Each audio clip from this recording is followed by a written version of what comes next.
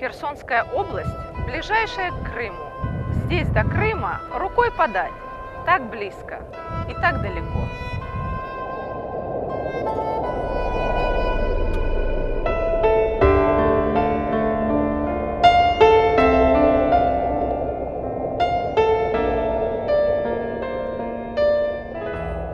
Местность эта была заселена издавна. Уже в первом тысячелетии до нашей эры здесь жили полнокровной жизнью города-колонии Приазовья.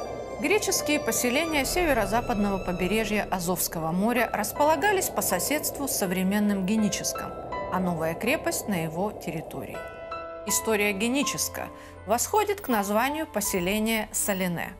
Название, залив и расположенный на нем город и порт Геническ получили от тюркского «джениче» – «тонкий».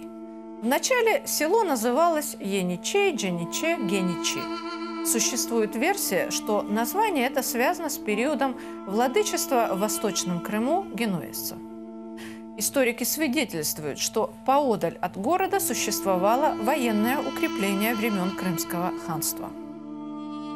Знаменитый турецкий путешественник Эвлия Челеби в своей книге «Сеяхатнаме» посвятил крепости Геническа главу под названием «Похвала прекрасному замку Ченишке», имея в виду построенную крымским ханом в 1640 году на северной оконечности Арабатской стрелки крепостное сооружение.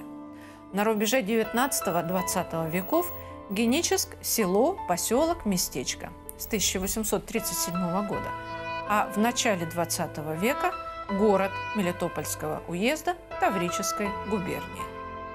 Он славился рыба- и соли-хлеботорговлей. Здесь выращивалась знаменитая пшеница арнаутка.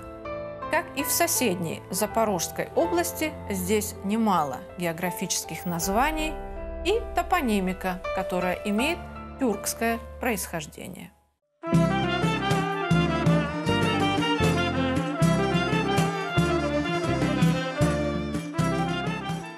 В Геническом районе проживает около 7 тысяч крымских татар.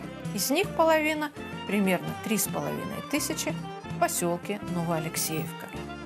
Геническ, Новоалексеевка, другие населенные пункты Херсонской области войдут в новейшую историю крымско-татарского народа как места, где после депортации и указа высшего органа советской власти от 5 сентября 1967 года нашли приют изгнанные из родного Крыма уже второй раз крымские татары.